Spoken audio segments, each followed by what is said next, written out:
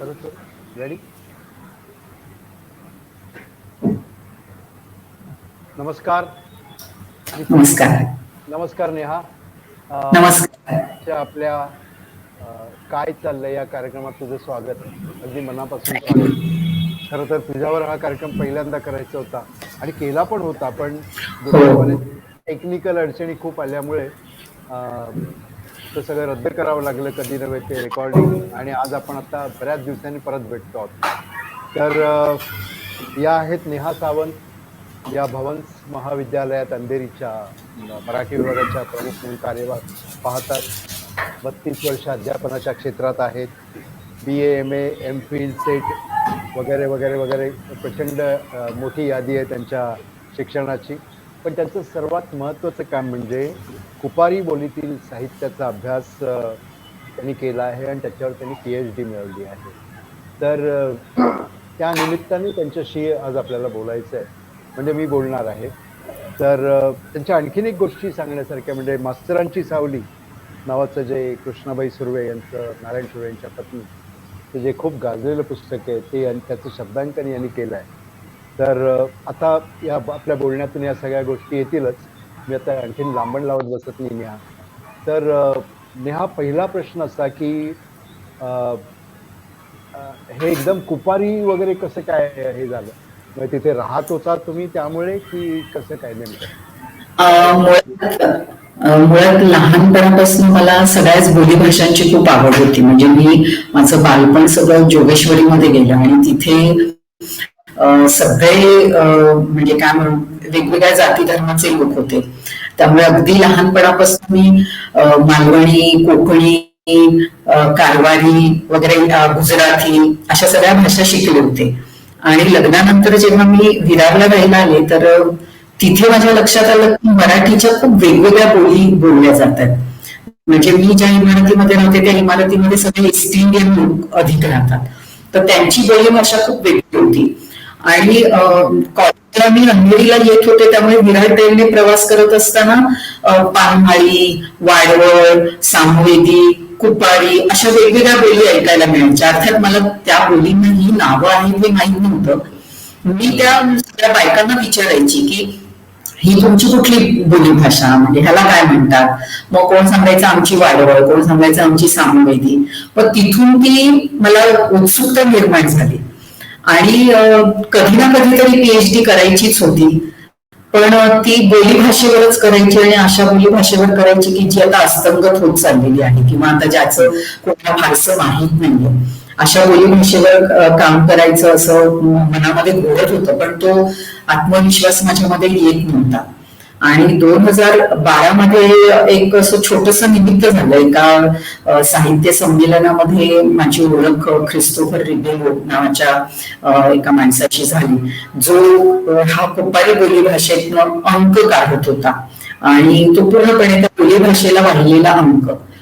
तर जेव्हा कळलं तर मला उत्सुकता निर्माण झाली की कादोडी हा शब्द पण मी नव्याने ऐकला होता. आणि मग नंतर असं कळलं की कादोडी म्हणजेच सामवेदी बोली, तिलाच कादोडी म्हणतात, तिलाच कुपारी म्हणतात, तिलाच सामवेदी पण म्हणतात. आणि मग मी थोडीशी त्यांच्याशी चर्चा वगैरे केल्यानंतर लक्षात आलं की या बोलीभाषेवर कुणीच काम केलं नाही. मग मनात हे आलं की करायचीच आहे PhD आणि ती बोलीभाषेवरच करायची आहे, तर मग या बोलीभाषेवर का करू नये. आणि मग मी, पण माझ्याकडे मला म्हणजे शून्य नॉलेज होतं, त्याचं काहीही माहित नव्हतं की ही बोलीभाषा बोलली कशी जाते आणि त्याच्यात साहित्य आहे की नाही, काहीच कल्पना नव्हती. पण मग ख्रिस्तोफरने मला मदत केली, त्यातले काही अंक दिले आणि 2014 पासून मी साहित्य गोळा करायला सुरुवात केली. आणि मग 2017ला माझ्यामध्ये असा कॉन्फिडन्स आला की आता बऱ्यापैकी आपल्याकडे साहित्य जमा झालं आणि आपण काम करू शकतो. मुळात मी आधी वाचनाला सुरुवात केली की ती बोलीभाषा आपल्याला वाचून कळते की नाही, आणि मग कळायला लागली ती बोलीभाषा. आणि त्याची एक वेगळी गंमत होती की त्याच्यामध्ये पोर्तुगीज शब्द पण होते, त्याच्यात काठियावाडी शब्द होते, गुजराती शब्द होते आणि त्याची सगळी हेल वेगळी होती. म्हणजे आपण नॉर्मल मी असं म्हणतो तर ते मॅ म्हणतात, मॅगॅलो, तोला, असं म्हणजे आकारांत ती भाषा जास्त होती. किंवा तुकडे गेला असं थोडीशी अनुनासिक, थोडी खडबडीत, मग ती मजा वाटायला लागली मला.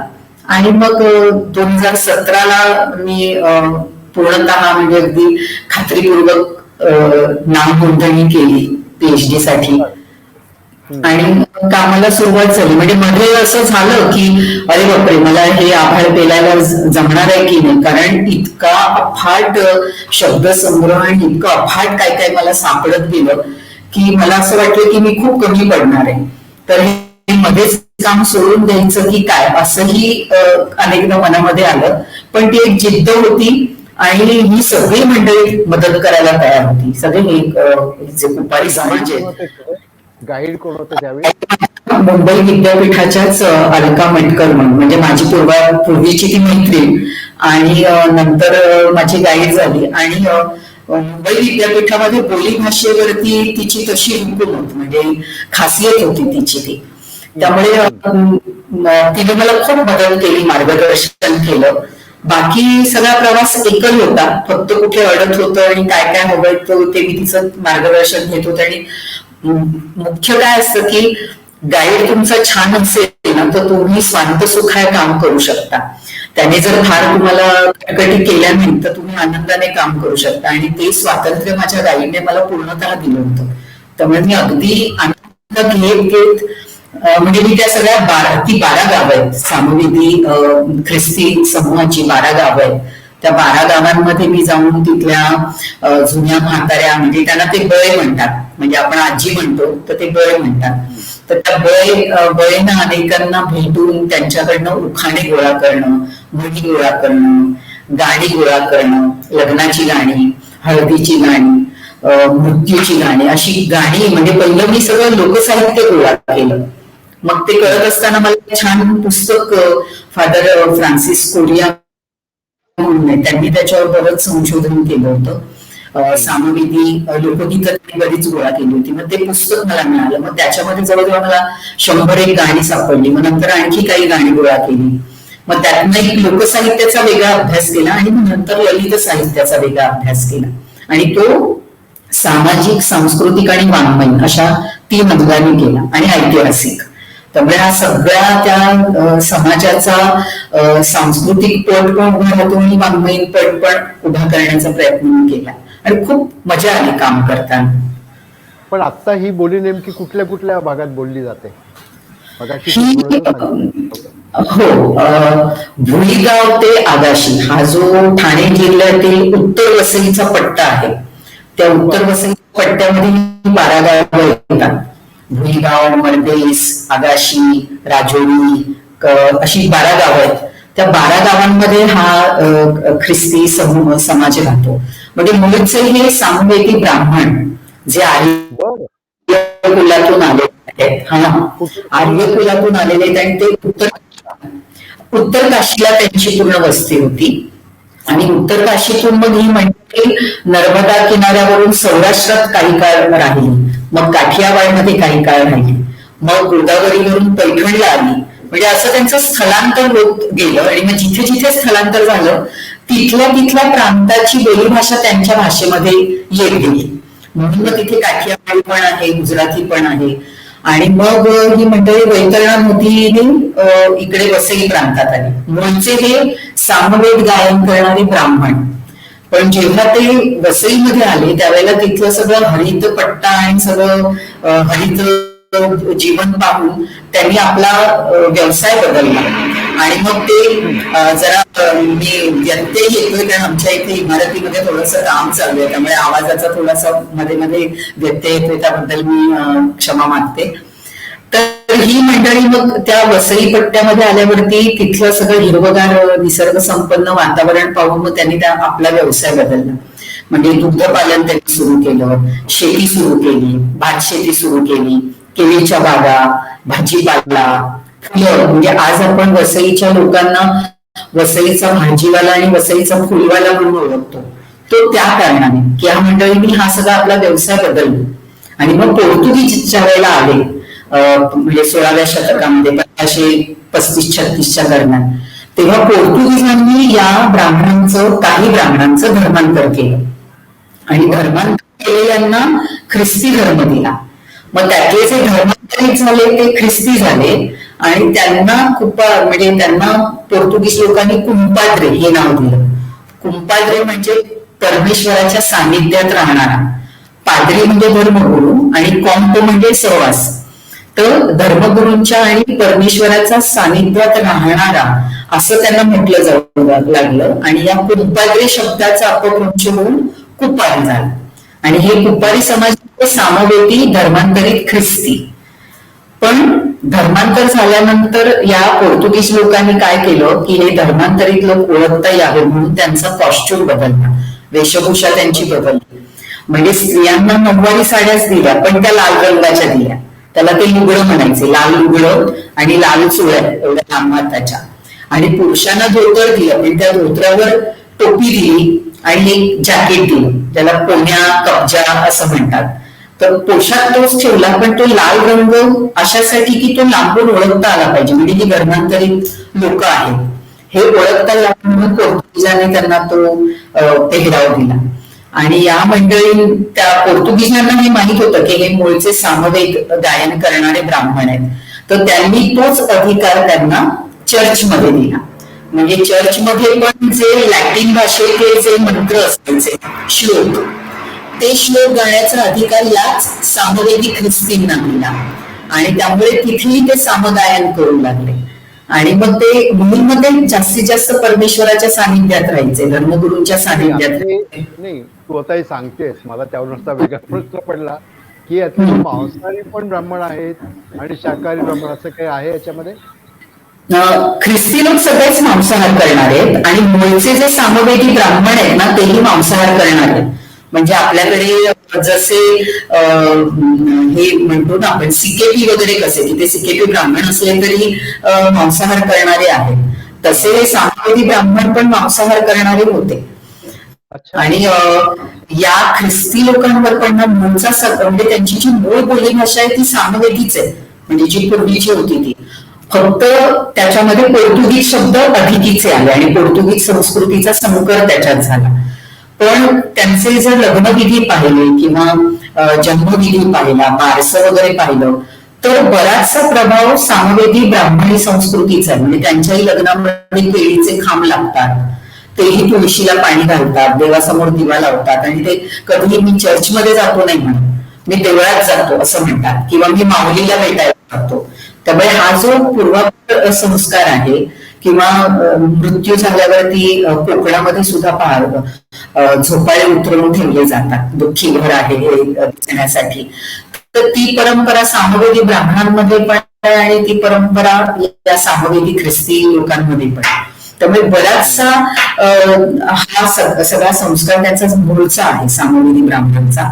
पण पोर्तुगीजांमुळे काय झालं, हे कम्युनियन हा जो आपण संस्कार म्हणतो, म्हणजे काय म्हणतो त्याला, ख्रिस्त शरीर घेणं किंवा ते त्यांना तीर्थ पाजलं जातं 10व्या-11व्या वर्षी, ते सगळे पोर्तुगीजांमुळे आल्यामुळे मग ती संस्कृती आणि ख्रिस्ती सामवेदी संस्कृती अशी असा संयोग म्हणून ही कुपारी संस्कृती तयार झाली. आणि त्यामुळे हे सर्व पाहत असताना किंवा हा अभ्यास करत असताना तुला काय वैशिष्ट्य जाणवली या सगळ्यामधून? मला एकतर हा समाज आताचा खूप विकसित झालेला जाणवला. म्हणजे त्यातले काही तरुण असे आहेत की ते खूप उच्च शिक्षित आहेत पण त्यांनी पारंपरिक शेती व्यवसाय अजूनही सुरू ठेवलेला आहे. अजूनही तिथे केळीच्या बागा आहेत, अजूनही भाजीपाला पिकवला जातो, तर ही त्यांनी पिकवलेली आहे.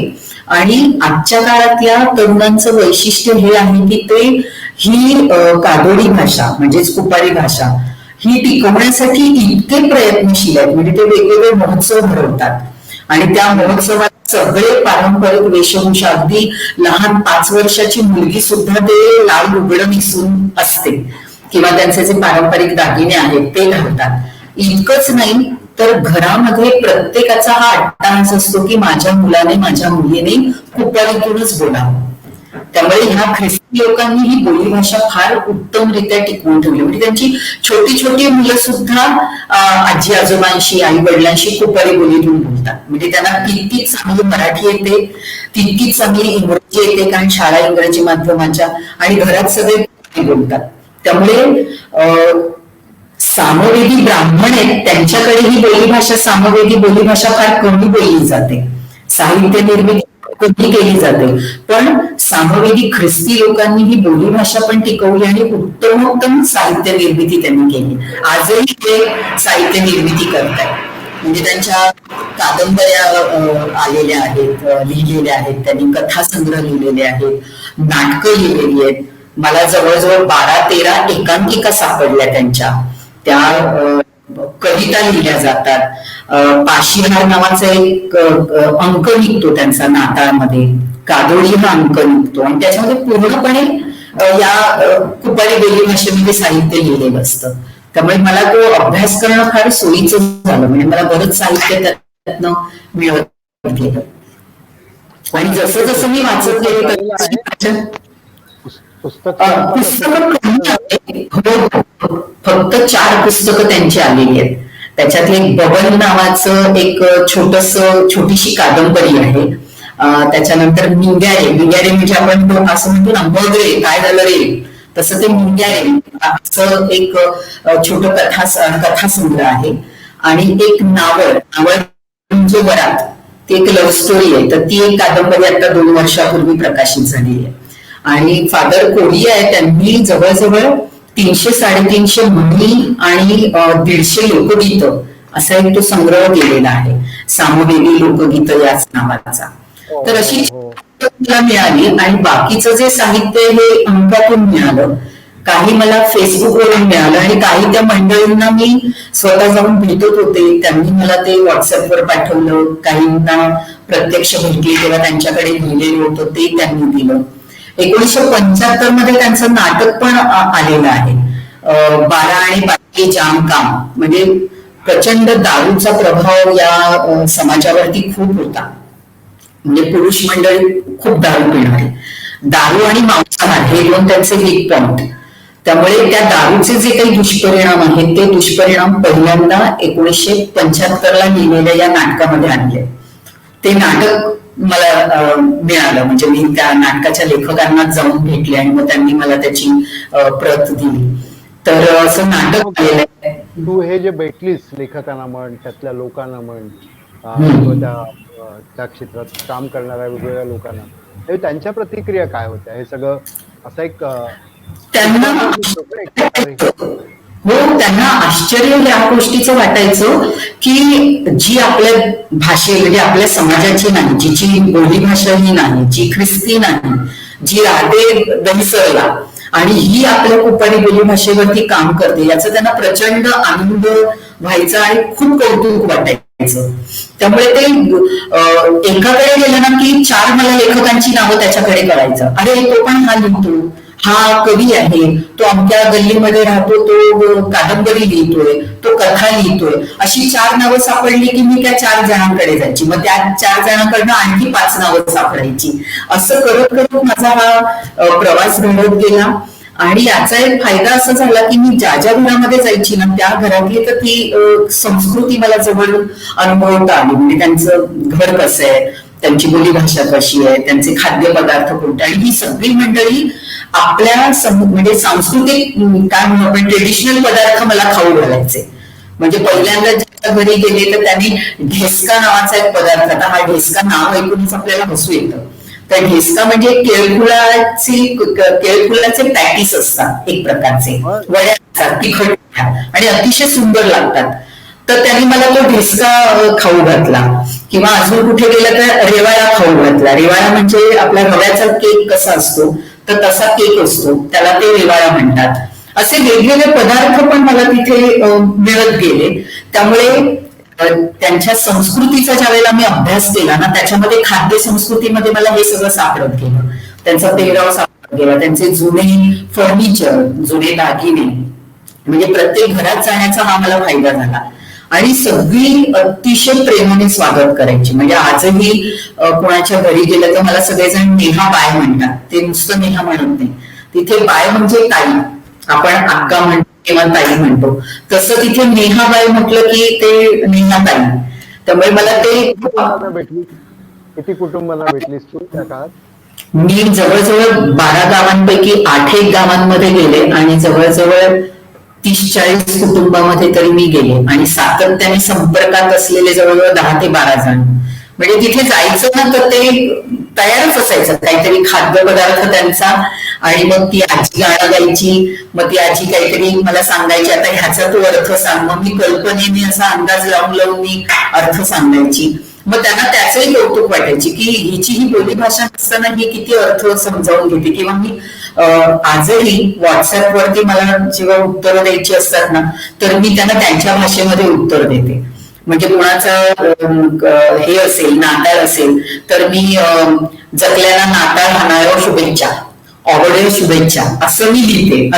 म्हणजे सगळ्यांना नाताळ सणाच्या खूप खूप शुभेच्छा, तर ते ऑगडे म्हणतात.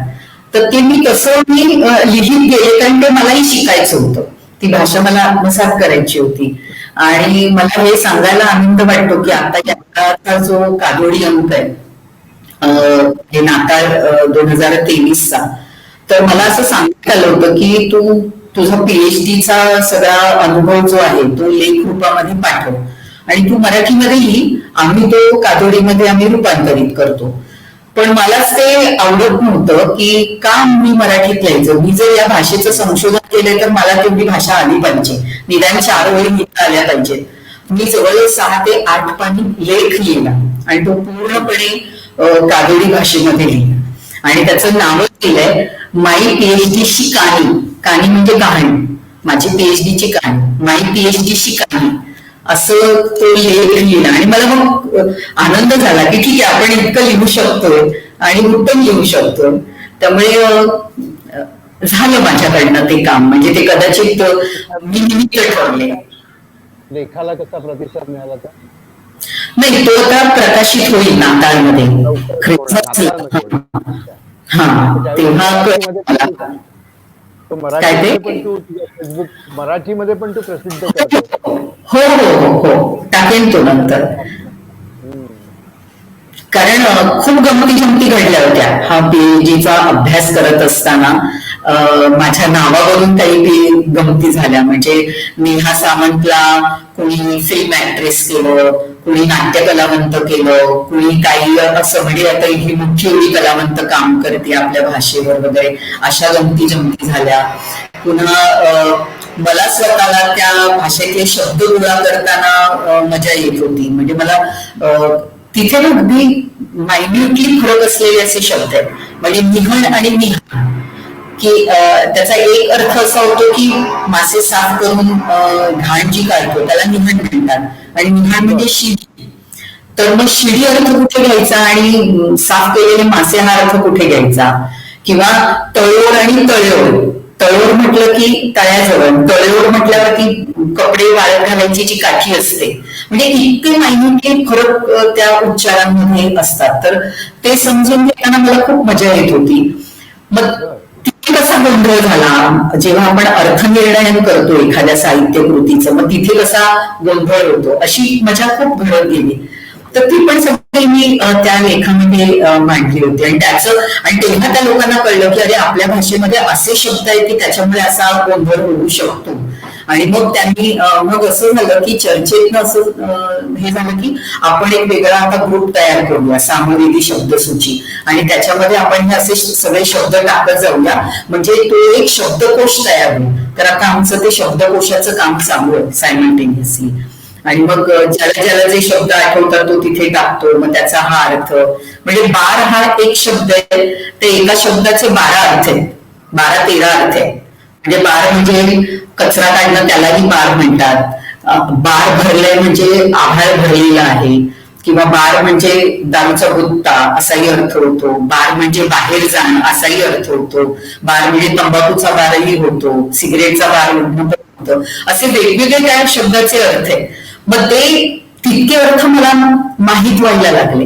आणि मग त्या लोकांनाही कळायला लागलं की अरे आपले शब्द हे असे आहेत. त्यामुळे शब्दसंपत्ती आणि त्याच्या अर्थछटा, एक आपण केळीच्या पानाला केळीचं कोवळं पान किंवा केळीचं सुकं पान असं म्हणतो, पण तिथे जसजशा केळीच्या पानाच्या अवस्था बदलतात तसा शब्द बदलतो. म्हणजे तोंडी म्हटलं तर ते असं सुरळीसारखं पान, आगाठ म्हटलं की जरा मोठं पान, असं त्याचे हे बदलले जातात, अर्थ बदलले जातात म्हणजे त्या अवस्थेप्रमाणे. तर ही शब्दसंपत्ती आणि ही प्रचंड आहे. म्हणजे तेवढी मी मराठी भाषेतही तेवढी विविधता पाहिली नाही, इतकी विविधता मला त्याच्यात आढळली. आणि तितकीच ती भाषा मालवणी भाषेसाठी शिवराळ पण आहे. पण आपल्या मालवणी भाषेमध्ये ज्या लैंगिक शिव्या दिल्या जातात तशा लैंगिक शिव्या तिथे नाहीये. तिथे रोगावरनं शिव्या, म्हणजे माटुंग्याला गेलो ही एक शिवी आहे त्यांच्यामध्ये. आता माटुंग्याला गेलो ही शिवी आहे का, तर माटुंग्याला पूर्वी कुष्ठरोगांचं हॉस्पिटल होतं, तर त्या व्यक्तीला कुष्ठरोग झाला म्हणायचं असेल तर तो माटुंग्याला गेला, ही त्यांची शिवी आहे. अशा हे कळत, म्हणजे त्याच्या मागचा जो इतिहास आहे तोही कळत गेला. त्यामुळे खूप मजा शिकायला मिळाले मला. पण मग आता हा तुझा पुस्तक रूपाने प्रसिद्ध होणार आहे का? हो, चाललाय प्रयत्न. पूर्ण माझा जो प्रबंध आहे तो जवळजवळ 687 पानांचा आहे, त्यामुळे त्याचं अखंड पुस्तक नाही होऊ शकणार. पण त्यातले काही भाग घेऊन एक 3 ते 4 पुस्तकं होऊ शकतात. म्हणजे त्यातल्या म्हणींचं एक वेगळं पुस्तक होईल, त्यातल्या कथांचं पुस्तक होईल, ललित लेखांचं पुस्तक वेगळं होऊ शकतं. तर ते असं संकलन आणि संपादन करून पुस्तक काढायचा आता प्रयत्न चालू आहे माझा. बाकी त्यातनं मी रिसर्च पेपर्स बरेच तयार केले. जवळ 5-6 रिसर्च पेपर्स माझे आतापर्यंत झालेत, अजून त्याच्यातनं बरेच पेपर्स निघतील. ते प्रकाशित झालेले आहेत काही अंकांमध्ये वगैरे. पण मग या भाषेतल्या लोकांना, म्हणजे या भाषिकांना ज्यावेळी कळतं की असं काही काम केलेलं आहेस तू, तर असे काही तुझ्या संपर्कात येतात का लोक, काही विचारतात का किंवा काही माहिती देतात? हो, माहिती म्हणजे मी रजिस्टर केलं आणि त्याच्या दुसऱ्या दिवसापासून मला फोन यायला लागले की आम्हाला हे करायचंय तर आम्हाला तुम्ही सांगा. तुम्ही म्हणजे मी माझ्या अभ्यासाला पण सुरुवात नव्हती झाली आणि मला फोन यायला लागले होते.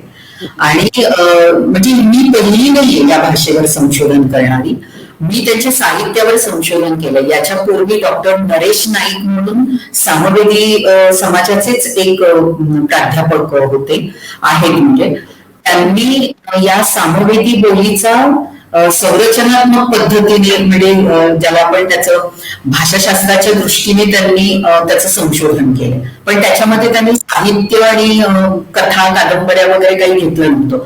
ती भाषा कशी तयार झाली याचा त्यांनी प्रबंध लिहिला. आणि विद्यापीठामधलं त्यांना पारितोषिक पण, अक्का प्रिवळकर पारितोषिक पण मिळालं. तर ते माझ्या लक्षात आलं की आपल्याला आता सामवेदी बोली असं शीर्षक घेऊन चालणार नाही, कारण जेव्हा एका विषयावर काम केलेलं असतं तर तेच शीर्षक तुम्हाला घेता येत नाही. आणि मग ती सगळी चर्चा झाल्यावर माझ्या लक्षात आलं की आपण सामवेदी ब्राह्मण समाजावर काही करत नाही, आपण करतोय ते सामवेदी ख्रिस्ती समाजावर करतोय, कारण त्यांनी मला सगळं साहित्य हे पुरवलं होतं. मग सामवेदी ख्रिस्ती समाज हा कुपारी समाज म्हणून ओळखला जातो, मग मी ते नाव टायटल आणि मग कुपारी बोलीचा अभ्यास असं ते केलं. पण त्यांच्या साहित्यावर मात्र कोणी काम केलेलं नाहीये, ते करणारी मी पहिली. म्हणजे हे साहित्य सुद्धा लोकांसमोर आणणारी पण मी पहिली. या बोलीभाषेतनं साहित्य लिहिलं जातं याचीही कल्पना फार लोकांना नाहीये, किंवा मुंबईतल्या लोकांना अशी बोलीभाषा आहे हेही माहित नाहीये. हो हो, बरोबर. पण मला एक सांग आता की हे करून तर मला वाटतं 2 वर्ष झाली तुझ्या, एक 1-1.5 वर्ष झालं. आता मधल्या काळात काय सबमिशन मी गेल्या वर्षी केलं, पण मला पीएचडी मिळाली आता ऑगस्ट 2023 मध्ये. गेल्या वर्षी सबमिट केला होता आणि तेव्हापासून सातत्याने त्याच्यावर माझं म्हणजे ते काम संपलं असं म्हणता येत नाही, उलट आता इथून सुरू झालंय. म्हणजे अजून काही त्याच्यावरती आपल्याला म्हणी सापडतायत का अजून त्यातली, कारण या बोली भाषेमध्ये ना गाणी भरपूर आहेत, लोकगीतं भरपूर आहेत, पण जशा आपल्या मराठी भाषेमध्ये लोककथा आहेत ना, म्हणजे अगदी ससा कासवाची असेल, काऊ चिंची असेल, अशा कथा त्यांच्याकडे फार नाहीयेत किंवा त्या आल्या नाहीयेत. किंवा त्या कथा सांगणाऱ्या ज्या आजी आजोबा असतात त्या आजी आजोबा आता नाहीयेत. त्यामुळे ते एक मोठं चॅलेंज आहे की त्यांच्या जुन्या लोककथा शोधणं. मी जवळजवळ 11 लोककथा शोधल्या. म्हणजे मी काही फादर्सना जाऊन भेटले, काही जुन्या बायकांना भेटले, त्यांनी मला काही गोष्टी सांगितल्या. तर त्या एक साधारण 7-8 गोष्टी मला अशा लोककथा सापडल्या. पण अजून कितीतरी लोककथा असू शकतात ते शोधण्याचं काम आहे. किंवा बरेच लोक लिहितायत पण ते दस्तावेज करत नाही, म्हणजे ते लिखित रूपामध्ये आणणं असं करत नाही. डायरेक्ट ते शूट करतात किंवा रेकॉर्डिंग करतात तेवढं. तर ते काम आता अधिकीच आहे. त्यामुळे काम भरपूर आहे या भाषेवरती करण्यासारखं. पण मग आता हे काही संपणारं काम नव्हे, आणखीन काही वर्ष चालणार. मधल्या काळामध्ये तू काही मूळ उपद्व्याप आहेत.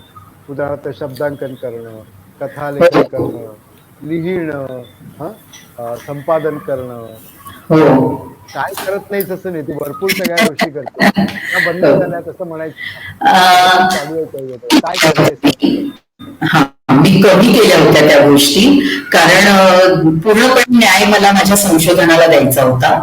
आणि त्यात मोठी अडचण 2 वर्षाच्या कोरोना काळाची होती. त्यामुळे त्या 2 वर्षाच्या कोरोना काळामध्ये माझ्या फील्ड वर्कला खेळ बसली होती. मी बाहेर जाऊन गावामध्ये फिरू शकत नव्हते.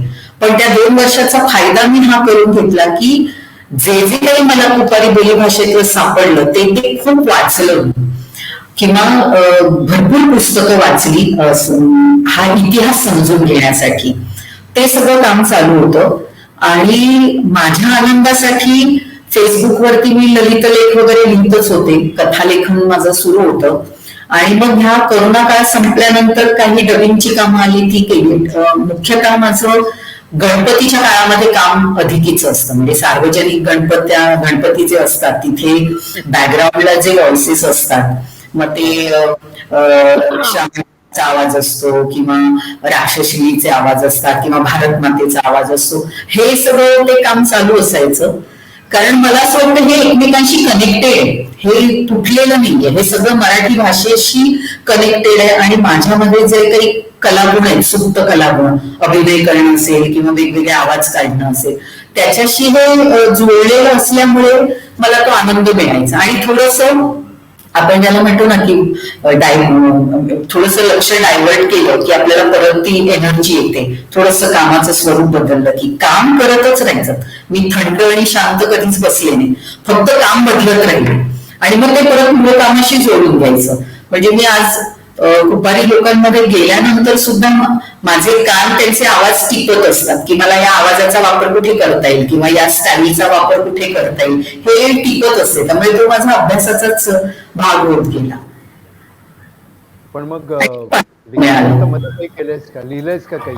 जसं तू ते मास्तरांची सावली गाजलं तसं काही वगैरे? तर माझी 5 पुस्तकं आहे. म्हणजे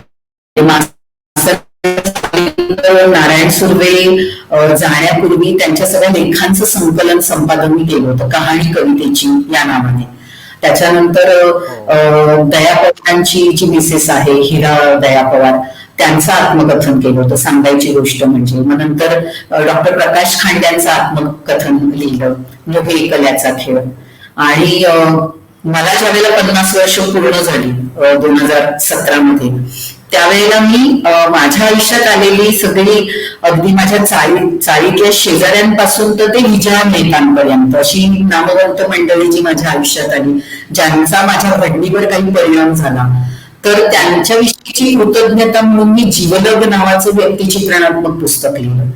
त्यामुळे व्यक्तिचित्रण लिहिणं हे माझं कायम सुरू असतं. म्हणजे आजही माझ्याकडे जवळजवळ 7-8 व्यक्तिचित्र, 7-8 काय जास्तच 12-13 व्यक्तिचित्रण माझ्याकडे तयार आहेत की त्याचंही एक पुस्तक होऊ शकतं. आणि हे अधल्यामधल्या काळामध्ये माझं सुरू असतं. म्हणजे फादर दिब्रिटोंचं व्यक्तिचित्रणात्मक लेख लिहिलेला आहे. फादर प्रसाद परिणाम म्हणून होते, त्यांच्यावर लेख लिहिला आहे. अशोक जैनांची पत्नी सुनीती जैन माझी खूप चांगली घनिष्ठ मैत्रीण आहे, तिच्यावर तिचं व्यक्तिचित्रण केलेलं. अशी खूप नामवंत मंडळींची व्यक्तिचित्रण आता तयार आहेत माझ्याकडे. म्हणजे त्याचा एक लेखसंग्रह होऊ शकतो. तर हे आधीमध्ये सुरू असतं. आणि शिवाय मुलांना शिकवत असते त्यामुळे वाचन सुरू असतं. अभिनय वगैरे सध्या बंद? अभिनय सध्या बंद. म्हणजे मी शेवटची फिल्म केली ती कोर्ट. कारण अभिनयाच्या बाबतीत कसं होतं की त्यांची जी शिफ्ट असते ती सकाळी 7 वाजल्यापासून असते आणि मला 7 पासून शक्य नाही, कारण 7 वाजता माझं लेक्चर सुरू होतं. त्यामुळे दिवाळीची सुट्टी आणि मे महिन्याच्या सुट्टीमध्ये जे काम येतं तेच काम मी करते. आणि रिटायर झाल्यानंतर मग काय आहेच ना भरपूर वेळ, तेव्हा आपण अभिनयाला भरपूर वेळ देऊ. आणि बाकी रोज शिकवताना अभिनय तर होतच असतो विद्यार्थ्यांसमोर. पण एक आणखीन तुला प्रश्न विचारतो, तो कदाचित तुला त्याचं उत्तर द्यायला आवडेल. तो प्रश्न असा की हा सगळं हे जे काही संशोधनाचा घाट घातलास तू आणि तो यशस्वीपणे पूर्ण केला, त्या ह्याच्यामध्ये आधीचे नेहा आणि आत्ताचे नेहा असं काही तू हे करतेस का? बदल झालेला तुला जाणवला का? किंवा तुझ्यात काय वेगळे बदल जातात याच्याविषयी सांग ना. खूप छान प्रश्न आहे हा. म्हणजे आधीची चुलबुली जी होती नेहा ती आताही तशी चुलबुली आहे. पण याच्याने मला ना संयम शिकवला.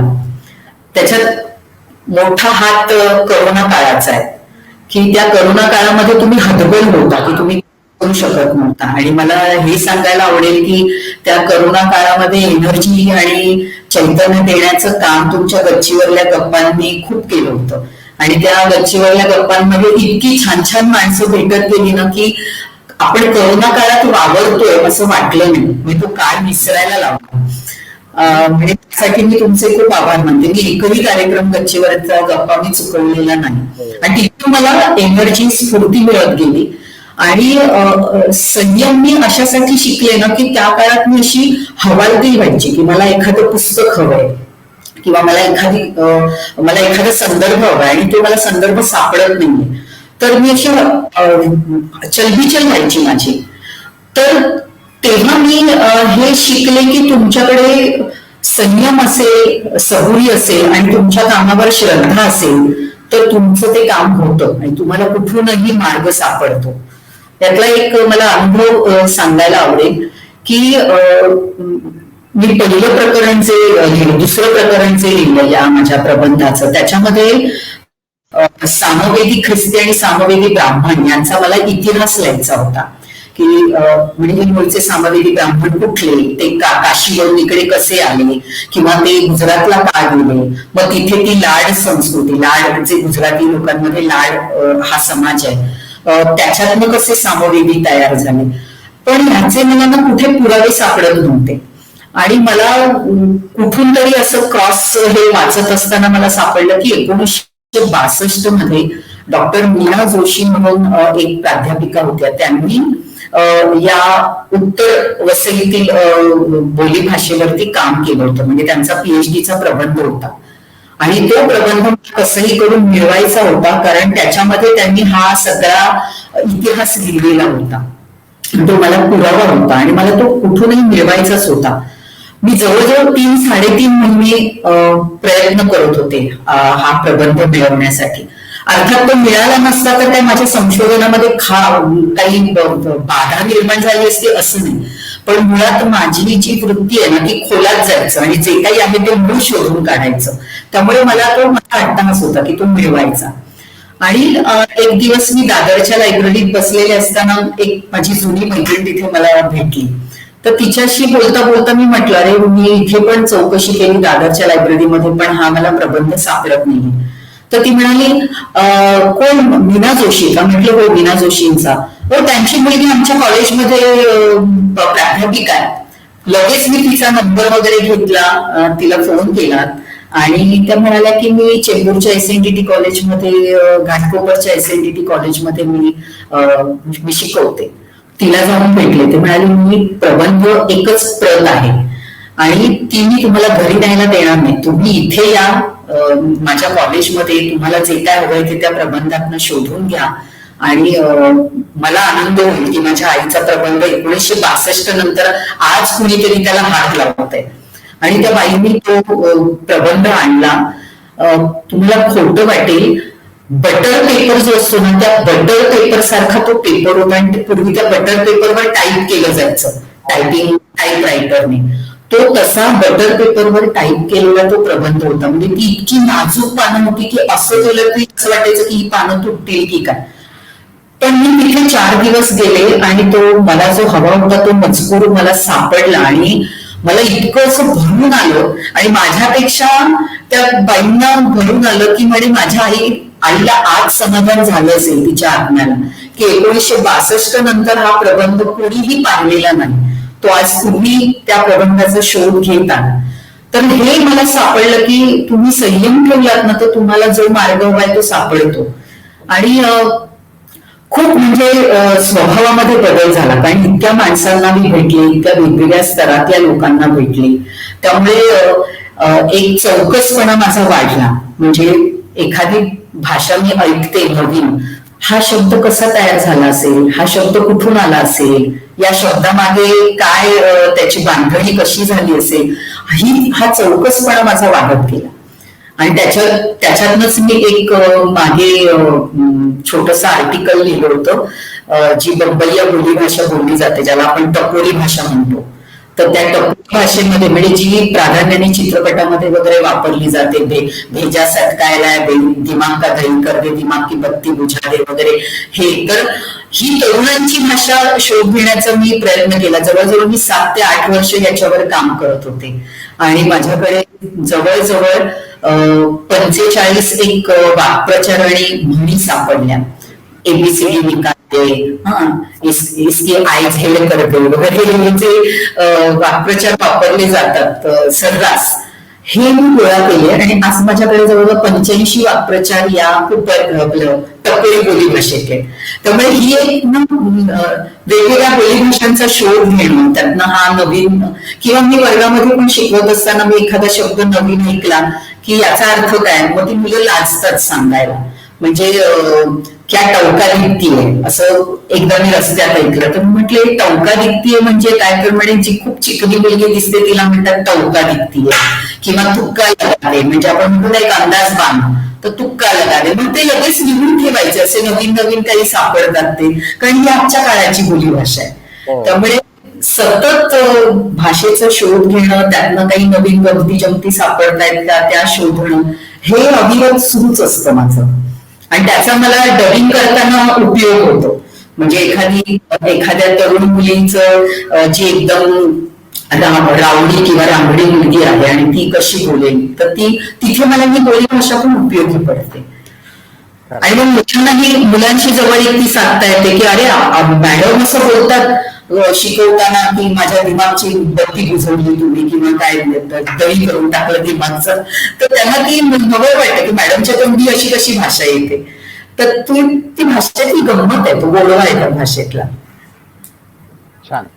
खरं तर तुझ्यावर गप्पा मारायच्या म्हणजे आणखीन एक 2-4 तास जायला पाहिजे. कारण तू डबिंग करतेस, तू लिहितेस, तू चित्रपटात काम करतेस, तू नाटकात काम करतेस, सगळं क्षेत्र वेगवेगळी आहेत.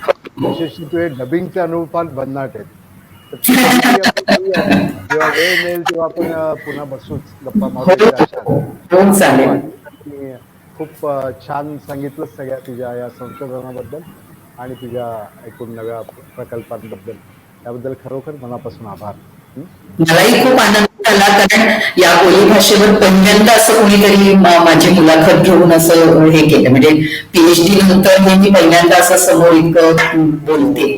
त्यामुळे एका अर्थाने लोकांपर्यंत पोहोचवण्याचा हा एक मार्ग आहे. त्यामुळे त्याबद्दल तुमचे खूप आभार आणि मलाही खूप छान वाटलं, मोकळं वाटलं. सो नेहा, पुन्हा भेटूच नक्की. नक्की नक्की. Thank you very much. Okay, bye. हो, घेऊन येऊ. हो, झालं ना, आता पूर्ण झालं आपलं. Yes, okay. 2-3 दिवसातच मी शूट हे करीन. मी झालं तर पाठवतो.